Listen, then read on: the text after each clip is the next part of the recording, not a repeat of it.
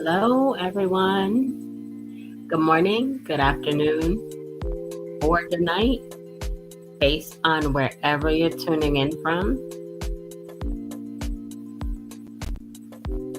or based on whenever you catch the replay. I hope you're having a wonderful day today on this beautiful May 28th, 2025. So, today was day 11 in the case of the United States versus Sean Puff Daddy Combs. And it is starting to heat up as I predicted.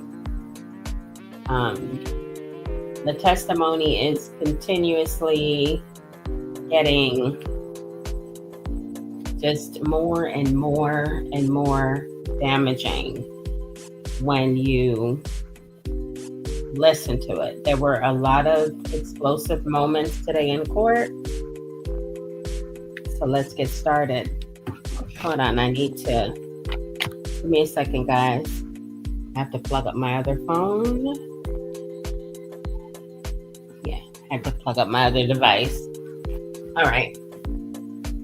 So, let me cut off this music. Hold on. Boom. There we go. Did I turn it off? No, it didn't turn off, huh? Celebrate Zaxby's birthday with half off handcrafted.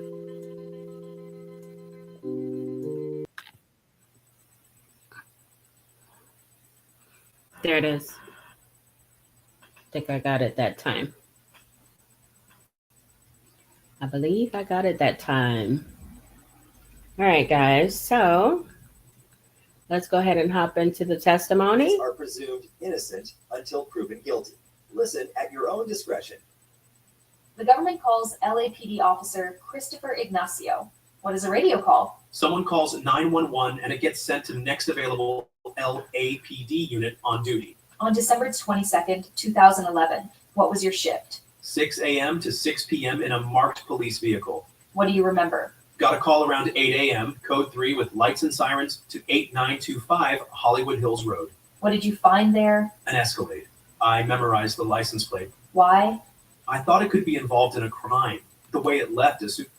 Now, this police officer is testifying in relation to the B&E at Kid Cudi's home, the breaking and entering that is alleged against Sean P. Diddy Combs.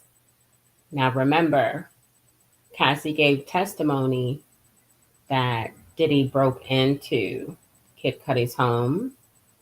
Capricorn Clark, his trusted assistant, gave testimony. And not only did she give testimony, but she confirmed that she was actually there at the time. She was physically present at the time of this breaking and entering. So now they're on direct talking to the officer that arrived on scene that day. As we got there. Why did you go after it? We didn't have a crime yet. The front door was unlocked. We went in. What did you see? High-end watches and purses, some wrapped, some unwrapped. 2 detectives showed up. When we came out, I saw the same black Escalade now driving down the hill. Then what? Mr. Muscuddy arrived in a Porsche. You ran the plate of the Escalade? Yes, it came back as Bad Boy Records. No further questions. This was 13 years ago, right? Yes. You read your partner's report? Yes. The streets there are dead ends?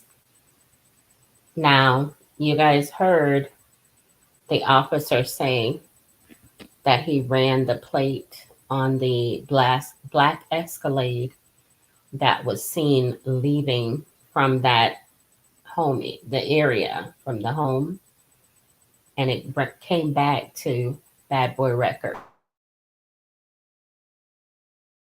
According to the map. It's a beautiful neighborhood, right? Cul-de-sac? Sure. You don't follow the car as it drives away, right? Right. Did you see a Porsche? I don't know. Do you know the definition of a kidnapping? At this moment, the prosecution objected, and it was sustained. Were you told the homeowner was in the house shortly before you and your partner got there? At this moment, the prosecution objected, and it was overruled. The door was unlocked? Yes? There was no furniture upended, right? No. You called it a trespass, not a burglary, right? Because At this moment, the prosecution objected, and it was sustained. no report of theft? No. If you thought there was a gun in the Escalade, you could have put out a BOLO, right? At this moment, the prosecution objected, and it was overruled. You didn't, right? Right. Any mention of security cameras? I saw some. Mr. Muscudi wasn't hyperventilating, right? He was tense, I'd say. Did you search his Porsche? No. It was 8:20 a.m., not 6:30 a.m., right? Right. Nothing further. The government calls LA arson investigator Lance Jimenez. I'll place a binder in front. How many fires have you investigated? 100 a year. Everything between mansions to dumpster fires. LA is pretty crazy. Did you respond as an expert to an auto fire at 8925 Hollywood Hills Road? Yes, there was a cut in the roof of the Porsche. What about inside the Porsche? Burn patterns inside. Any items? A bottle on the front seat. A handkerchief. Burned. A lighter on the ground. What hypothesis did you draw? Molotov cocktail. How did you think it got in? Someone lit it, cut the roof, and dropped it in. Let me show you some photos. This is the black Porsche, what was burned. Yes. What kind of bottle was used? Old English 800 malt liquor. And the wick. A designer type scarf. Silky. In my opinion, this was targeted. The partial DNA profile. Was it consistent with a female contributor? I was told that. Do you know what it means? No. Do you know if it is possible to touch an item without leaving DNA? At this moment, the defense objected, and it was sustained. What happened to the print cards? They were destroyed in 2012. On whose orders? Someone in LAPD. Not you or anyone on your team? At this moment, the defense objected to the entire testimony and wanted a sidebar. At this moment, there was an argument in the courtroom while the jury was out. This will be an uninterrupted voice-over reading of that argument between the judge prosecutor. Now, listen carefully because this is quite interesting. And defense. Let me get him. Mrs. Slavic, what was the purpose of getting into that?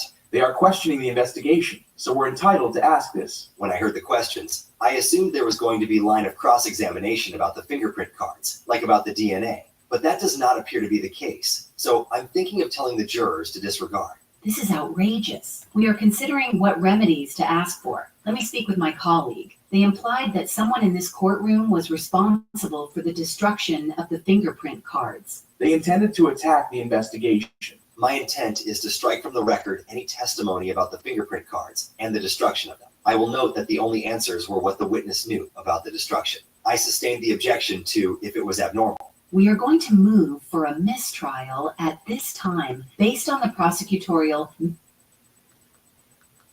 Now, Alexandria Shapiro has moved to request a mistrial in this moment. And they're claiming it's based on prosecutorial misconduct. David AI, and today I don't know that they're going to get that. Misconduct that has occurred. Some Let me prospective run that jurors back a little bit.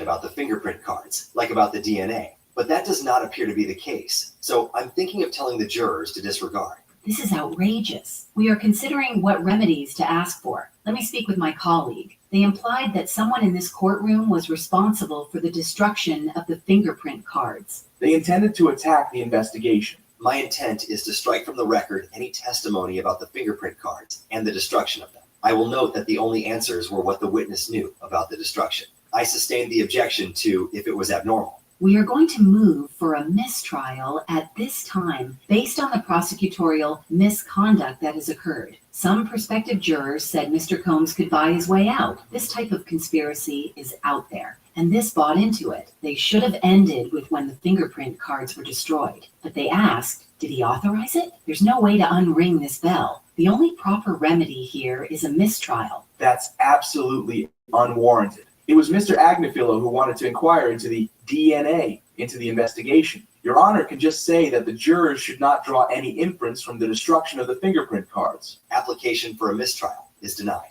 I sustained the objections when raised. The jurors have already been told that questions are not evidence. Your Honor should tell the juror that the questions were improper. They weren't improper. You could say disregard both. Will the court tell the jurors that the answers are not to be considered? I'll tell them that the questions and answers on the fingerprints are irrelevant to this case and not to be considered. Thank you, Your Honor. Jurors, the questions and answers on the fingerprints are irrelevant to this case and are not to be considered by you. Please proceed. Did you interview the owner of the Porsche? Scott Muscuddy. Did you reach out to others? I reached out to an assistant.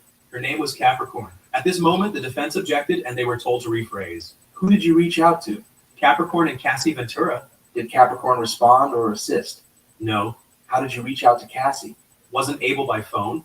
Tried through a family member. Did you reach her? Never. Were charges brought? No, but I never closed the case. It's listed as inactive. Nothing further. There was a DNA hit on the glass bottle for female DNA, correct? Yes. Do you remember when the results came back?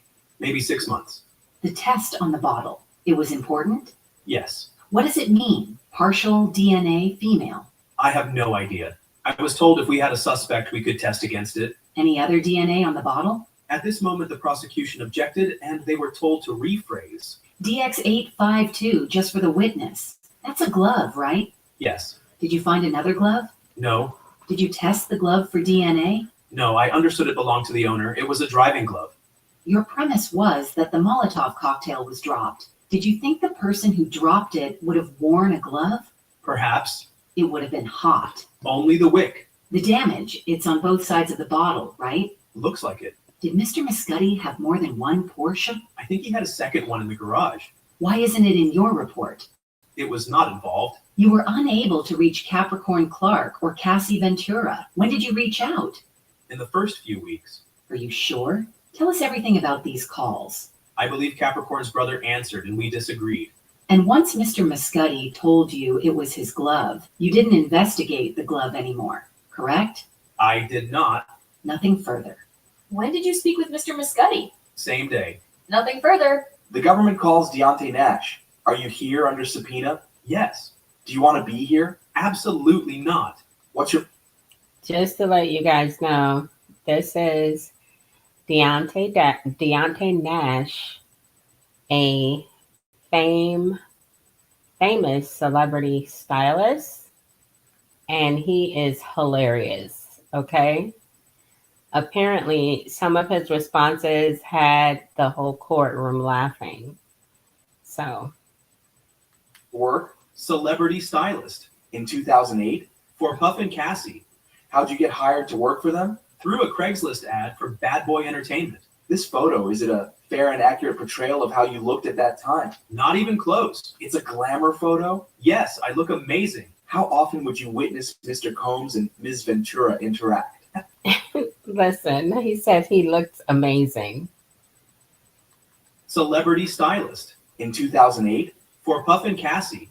How'd you get hired to work for them? Through a Craigslist ad for Bad Boy Entertainment. This photo, is it a fair and accurate portrayal of how you looked at that time? Not even close. It's a glamour photo? Yes, I look amazing. How often would you witness Mr.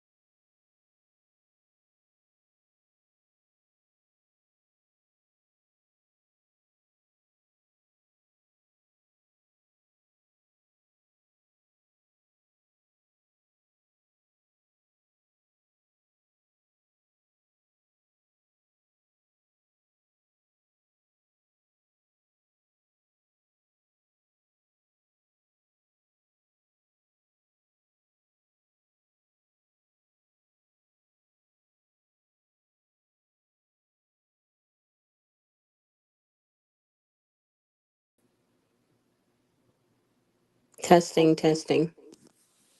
Okay, I'm not really sure.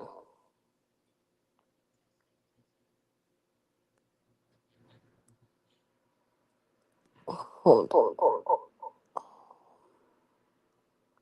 Oh,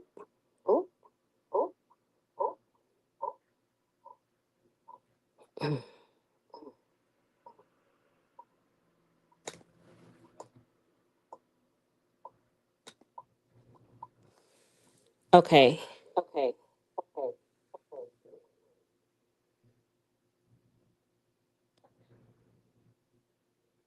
Testing.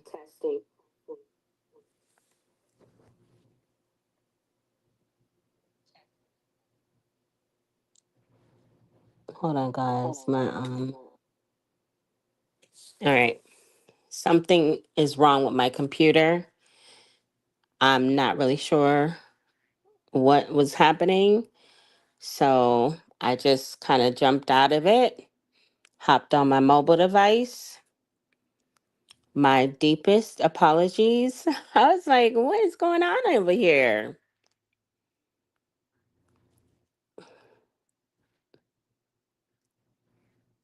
This is really weird.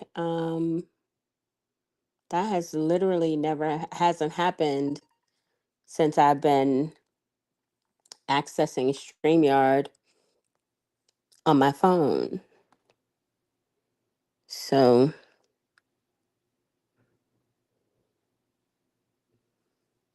my apologies, guys.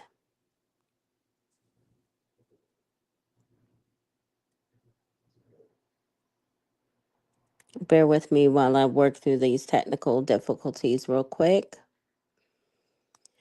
Let's get back on track. Let's just get back on track. All right. All right. Hey, Crystal. Hey, something foreign. We're going to continue. I'm going to run it back a little bit so that we can get the full testimony from Mr. Nash, who is a celebrity stylist.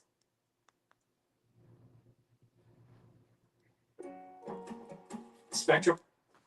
He worked for Diddy and Cassie for a number of years, styling them for events, videos, photo shoots, and parties. So he spent quite a bit of time with both of them. What does it mean? Partial DNA female. I have no idea. I was told if we had a suspect, we could test against it. Any other DNA on the bottle? At this moment, the prosecution objected, and they were told to rephrase. DX852, just for the witness. That's a glove, right? Yes. Did you find another glove? No.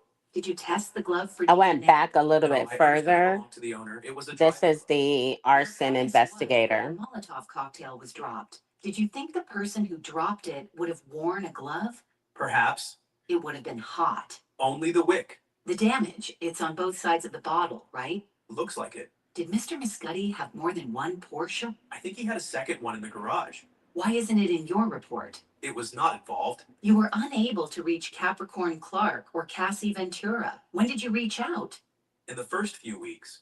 Are you sure? Tell us everything about these calls. I believe Capricorn's brother answered, and we disagreed. And once Mr. Muscuddy told you it was his glove, you didn't investigate the glove anymore, correct? I did not. Nothing further. When did you speak with Mr. Muscuddy? Same day. Nothing further. The government calls Deontay Nash. Are you here under subpoena? Yes. Do you want to be here? Absolutely not. What's your work? Celebrity stylist. In 2008? For Puff and Cassie. How'd you get hired to work for them? Through a Craigslist ad for Bad Boy Entertainment. This photo, is it a fair and accurate portrayal of how you looked at that time? Not even close. It's a glamour photo? Yes, I look amazing. How often would you witness Mr. Combs and Ms. Ventura interact? At least once a week. What did Mr. Combs call Ms. Ventura? Bitch, ho, CC, baby girls. He would call it an outright ho, anyway. How did she react? Sad. Did Mr. Combs make threats? Yes, that he would beat her ass, that he'd send her tapes out. How often would he say he would beat her ass? Quite a few. It drove her crazy. She would be super emotional. She might stay in the house for days. How often did Mr. Combs say you could not go out without his permission? Twice. The first time we went to a gay club with Kyle and Adrian. Then we went to her LA apartment. Puff called and told her she better bring her ass to his house. She panicked. What did you understand Mr. Combs was saying? At this moment, the defense objected, but was overruled. She packed her stuff and went to her house. Did you attend a Vanity Fair party? Yes, Oscar's after party. In 2014 with Cassie, Puff was there. How did she look? She looked bomb. Her hair was At this moment, the defense objected, but was overruled. Her hair was long. Puff picked me up and threatened me. I pinned her hair up. She record music? Often. What was your role? I helped pick songs. I probably should have been called an exec. At this moment, the defense objected and was sustained. Her mixtape? Was it ever sold? No, it was put out free, but it did well. A top download. How much of her music was released? I'm being generous to say 10%. This would be a good place to break. We want to show Mr. Nash a photo of this afternoon's witness, Mia, without the screen in the gallery showing the photograph. How many times in person have you witnessed Mr. Combs be violent? Quite a few. This is a sealed exhibit. Without saying her name, do you recognize this person we'll call Mia? Yes. What were you and Mia helping Cassie pack for? The OVO Fest in Canada. Who came to the door? Puff. He said, "Bitch, didn't I tell you to answer your phone?" Then he dragged her by the hair and hit her. How hard was he hitting her? At this moment, the defense objected, but was overruled. Very hard. We ran to the bedroom, but Puff pushed it open. He continued to attack Cassie with his fist. What did you do to try to help Cassie? I jumped on Puff's back. He threw me off. Mia, too. Cassie's head hit the bed frame. She was bleeding, but Puff continued hitting her. Where was Mia? Getting towels. What did Mr. Combs say to you? Now, right here, I just want to point out that the government is giving a pattern of behavior. Every single witness that has taken the stand, aside from the authorities and the expert, have recounted events of physical, emotional, and, in my opinion, mental abuse by Diddy towards Cassie. Let's not forget, Cassie is listed as victim 1 in the government's case. Mia and Cassie. He said, "Look what y'all made me do." He said she'd go to a plastic surgeon. With who? D-Rock. He was Puff's security. After that, when did you see her? The next day, FaceTime or something like that. She had a gash in her eyebrow. Were you once cooking with Cassie when Mr. Combs got violent? Yes, Puff came. What did Mr. Combs say? He said, "Y'all better get out of my house." He was grabbing her by the hair. He pushed her out the door, then began to do the same to me. But I don't have hair. He popped me. He told me to go downstairs and wait. They came down and Puff was berating us. As we... So Diddy was not only aggressive to Cassie, he was also aggressive to this we drove off, we got a stylist. phone call. At this moment, Okay? A pattern of behavior is emerging. The government is painting a Picasso. As I said last night, they're showing a pattern of behavior of force, threat, and coercion, which is all listed in their indictment.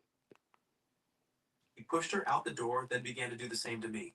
But I don't have hair. He popped me. He told me to go downstairs and wait. They came down and Puff was berating us. As we drove off, we got a phone call. at this moment, the defense objected, and the judge said, "Next question." Call from who? Puff. He told us to stop and he came to the window. He said he'd put her sex tapes on the internet. Puff said he'd send her tapes to her parents' jobs and get them fired. That her... Did you guys hear that? He said that he would release her Smex tapes on the internet and send them to her parents' jobs and get her parents fired. So there's a lot of people who are saying, well, she stayed because she wanted to. She stayed because of the glitz and glamour. She was a willing participant. From the testimony that I'm hearing, that I have been hearing, there was a lot done to make her stay, to make her conform, and to make her cooperate. Brother was a bitch and that only he protected her. What did you tell her? That Puff is on the sex tapes too. She said, Hold on, let me run it back.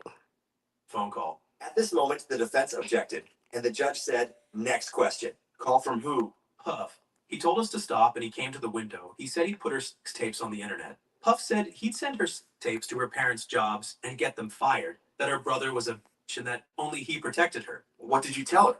That Puff is on the sex tapes too. She said he is not. He was taping her with other men. What did she say about wanting or not wanting to have sex with other men? At this moment, the defense objected, but was overruled. That she didn't want to. I drove her to Sunset Boulevard to get a taxi. Why? Uber wasn't really a thing yet. Puff came to my house looking for her. He looked in my oven. I'm not sure why. Puff took my phone and Cassie called from a hotel. Puff said, let's go there. Bad boy staff stayed there.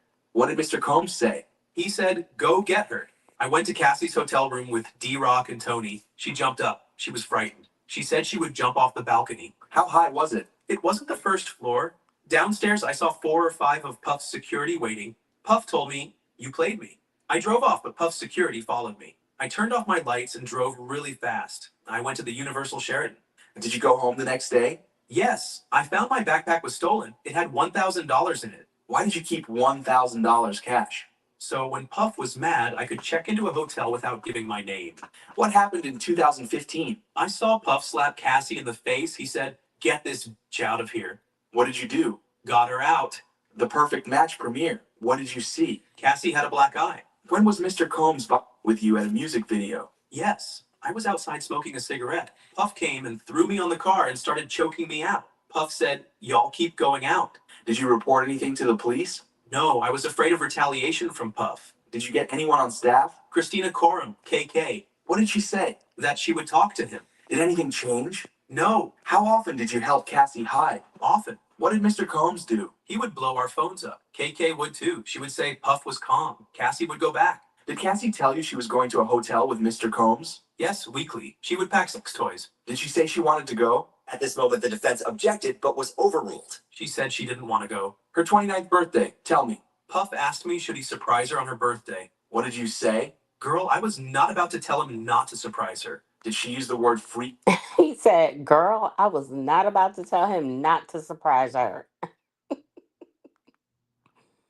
Go back. Did Cassie tell you she was going to a hotel with Mr. Combs? Yes, weekly. She would pack sex toys. Did she say she wanted to go? At this moment, the defense objected, but was overruled. She said she didn't want to go. Her 29th birthday. Tell me. Puff asked me should he surprise her on her birthday. What did you say? Girl, I was not about to tell him not to surprise her. Did she use the word freak off with you? Not like freak off, more like freak off. Like a verb? Yes, Where did you go after the blind dragon? 875 Comstock, like 17A. Puff said, y'all gonna get some tonight. What did Ms. Ventura say? That she didn't want to go, but he made her. They left the house. She was super high. New Year's Eve 2017. Where were you? Vegas, with Cassie and the staff, all on the same floor of the hotel. Puff's room was at the end of the hall. What did Mr. Combs tell you?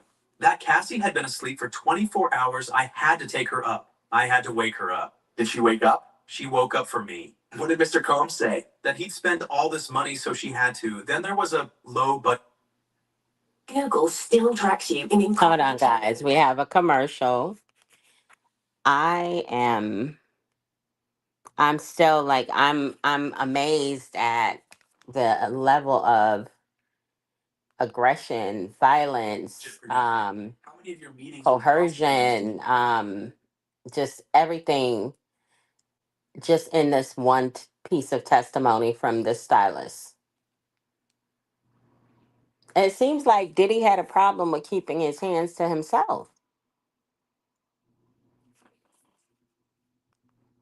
tonight. What did Ms. Ventura say? That she didn't want to go, but he made her. They left the house. She was super high. New Year's Eve 2017. Where were you? Vegas, with Cassie and the staff, all on the same floor of the hotel. Puff's room was at the end of the hall. What did Mr. Combs tell you? That Cassie had been asleep for 24 hours. I had to take her up. I had to wake her up. Did she wake up? She woke up for me. What did Mr. Combs say? That he'd spent all this money so she had to. Then there was a low budget producer. How many of your meetings with prosecutors did you end early? Probably all of them. Did you stay in touch with Mr. Combs? Yes. What was your tone? Loving. Why? I don't hate him. It's not in me. No further questions. How are you? Blessed. When you met with the government, you had an attorney present. Yes. The subpoena didn't mean you had to go to their office. Right. You hired a civil lawyer, Mr. Dunn, to represent you, considering litigation against Mr. Combs. No. Does this document show that? It's their assumption. But no. I have counsel to protect me. I don't do federal court. On March 10th, 2025, did you not tell Ms. Comey that you are considering a civil complaint against Mr. Combs? No. DX 1800, what is this? Cassie in the video for the mixtape. And 1801. Cassie and Usher. This is the 2016 Bad Boy reunion show. Did you pick out that dress? I don't remember. You didn't start as a celebrity stylist. It was that Mr. Combs introduced you to Cassie, right? I met her. Mrs. Fine. So it's Mr. Combs who made you a celebrity stylist. Sure, go ahead. I am going ahead. As a celebrity stylist, you pick clothes, like for Mrs. Fine's wedding? Yes. Do you know Groovy Lou? Yes. As head of Bad Boy, it was in Mr. Combs' interest that his artist Cassie look good, right? I suppose. And Bad Boy paid for Cassie's studio time, right? Yes. Ms. Ventura can't go to the studio unless Mr. Combs pays. What is Young and Reckless? A streetwear clothing brand. Cassie owned a part of it. Mr. Combs had nothing to do with it? He had to approve everything. Wasn't Bonna involved? As stylist. Who else were you styling for in 2016? Cassie, Puff, Mace, and Lil Kim. Major artists. And on the mixtape, you were executive producer but got no credit. Meek Mill was on the mixtape. Yes.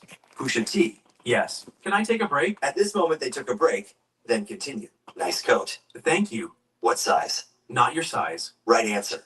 Mr. Combs was the final decision making. No, some of them look terrible. You are friends with Ms. Fine? Yes. When's the last time you spoke with Bono?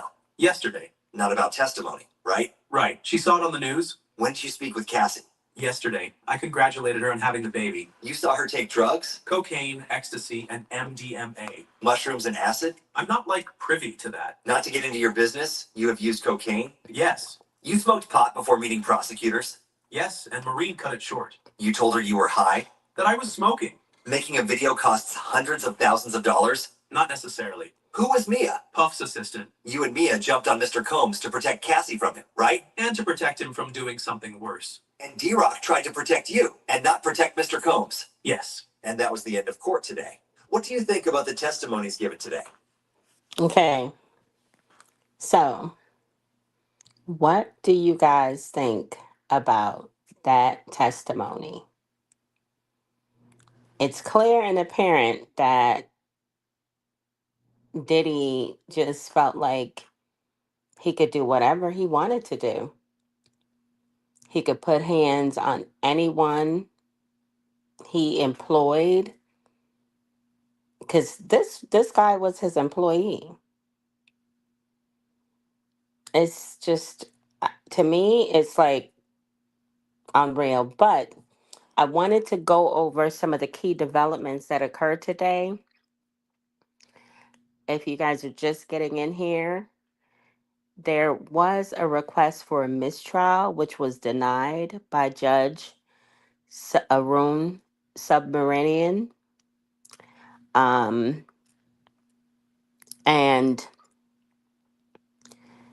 it was swiftly rejected. He rejected the defense's motion for the mistrial. The defense alleged prosecutorial misconduct, claiming that the prosecution improperly suggested Combs's involvement in the destruction of evidence that is related to the fingerprint cards being destroyed. The other key moment today was the compelling testimony that we just heard from the former stylist. I think his name is Deontay Nash, who testified that Combs frequently used derogatory terms to describe Cassie, such as itch, SLUT, and 304, often in front of others. Nash also recounted threats made by Combs to distribute Smex tapes of Cassie and also physically harming her. Also, the allegations of violence, um, coercion, and coercion.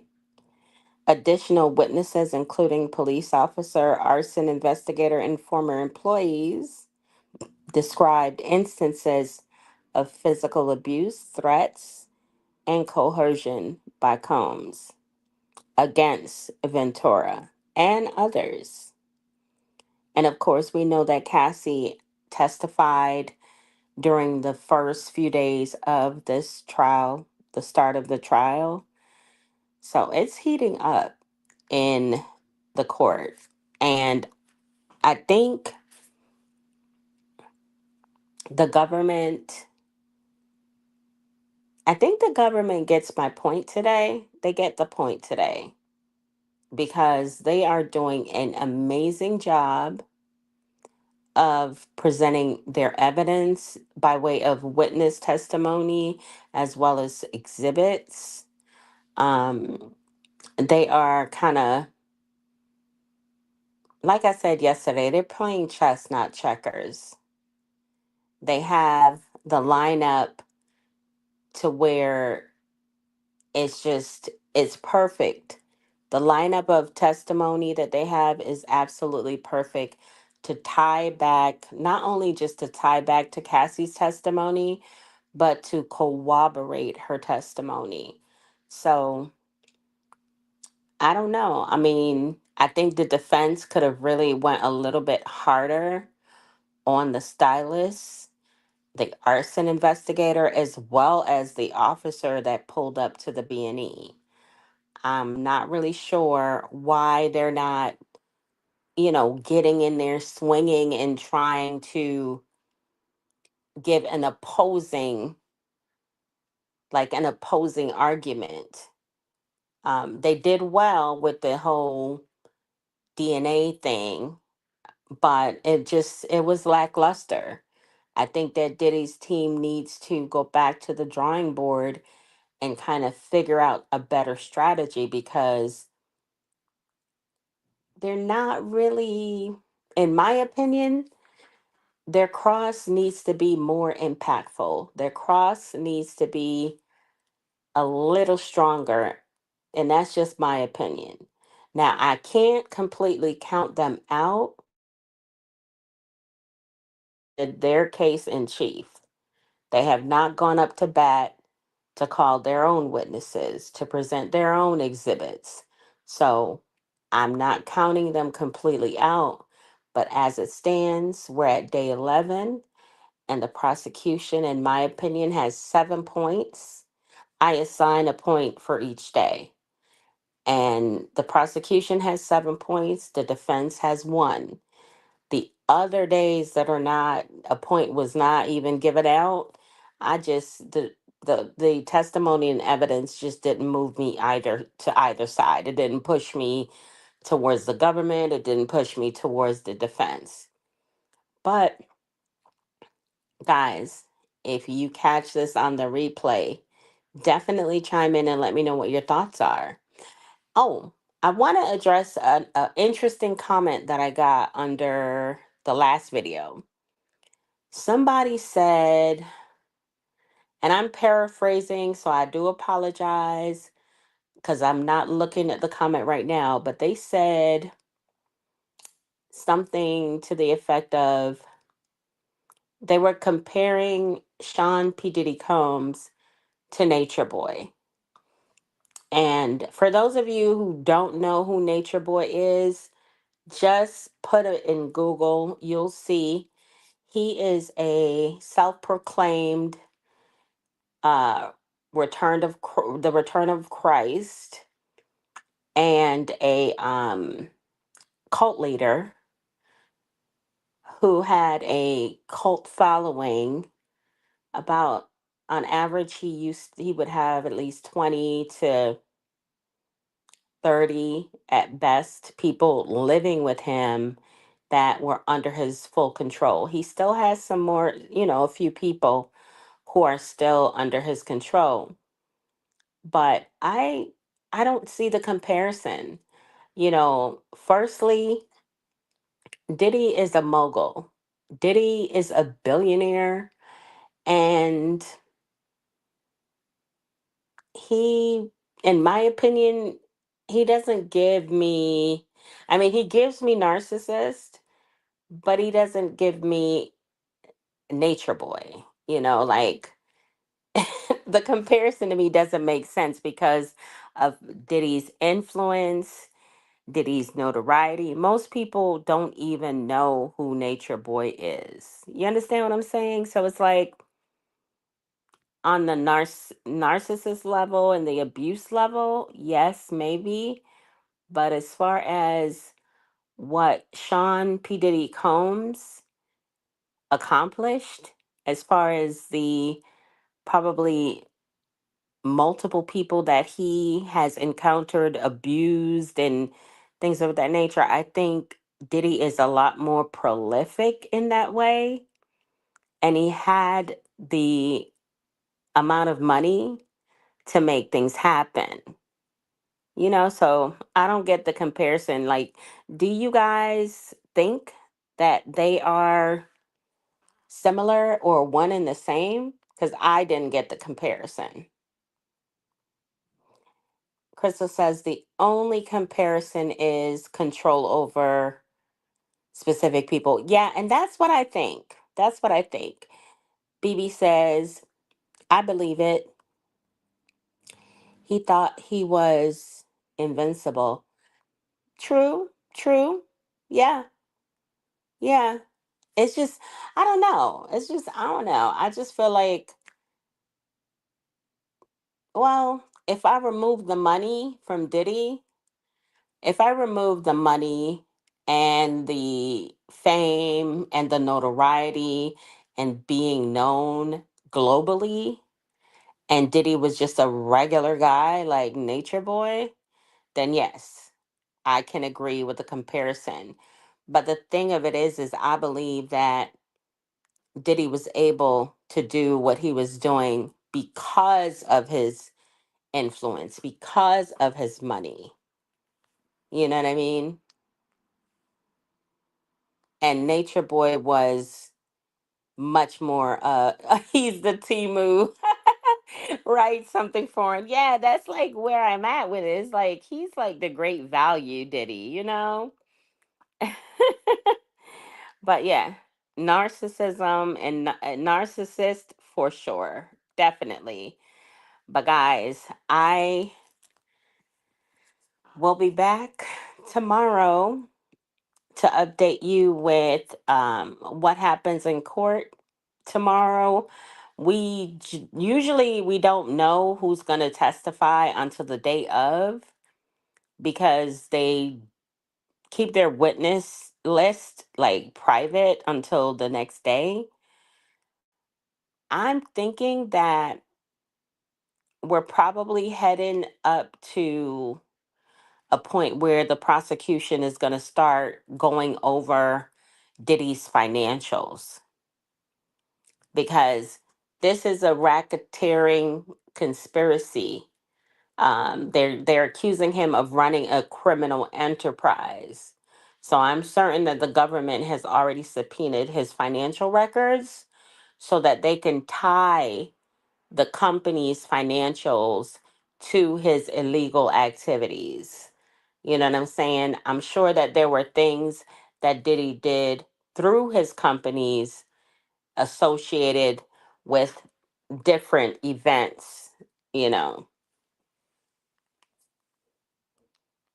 As you guys heard, the officer testified to the fact that the um the officer testified to the fact that he saw a, what was it, a black SUV and he didn't go after the SUV, but when he ran the plate of the SUV, it came back to Bad Boy Records, you know. Crystal said, I mean, some people believe Eligio got how he did because of power too. Not me, to be clear. Yeah, I don't think he did. He got there because of power. BB says that they were both,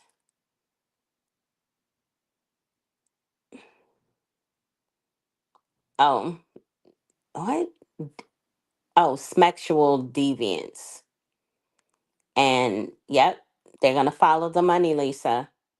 So I think we should look, we're going to be looking forward. I'm going to be looking forward to see how the government cross financial records.